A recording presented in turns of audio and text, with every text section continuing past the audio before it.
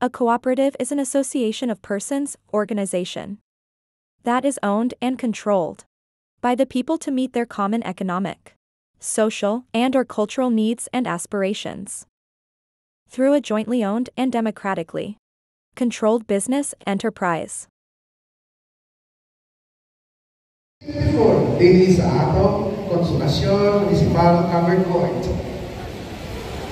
Na kay dili panguluhan sa ato ang Board of Directors Chairperson.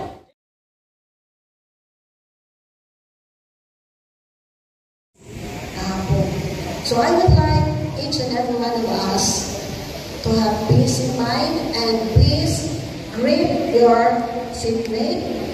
Sa ato na membro, greetings of peace.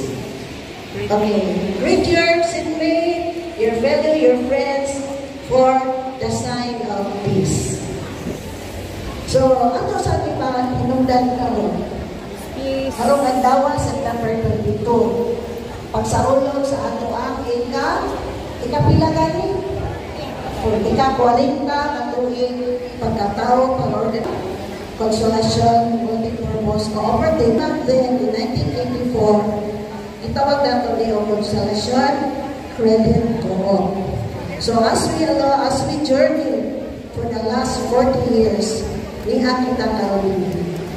Kung usap po ni ka momentos, opportunity, kay mao kini ang unang ihimo nato na ownership intake.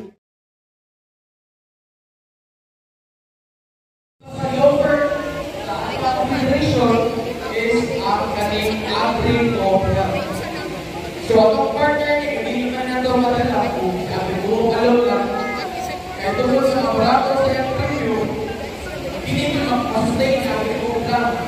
So, walang laptop o other insurance company na Celebrity. So, siya ang insurance provider, Celebrity Insurance, and ang partner ko na ito si Amapin or ang Advanced Legal Access Philippines Incorporated. Siya ang ato network provider. Siya ang mata na ito, hospitals, clinics, specialist doctors, sa mga. At then, ang nag-isiputang sa Agay-Alay, also, of course. One of the testimony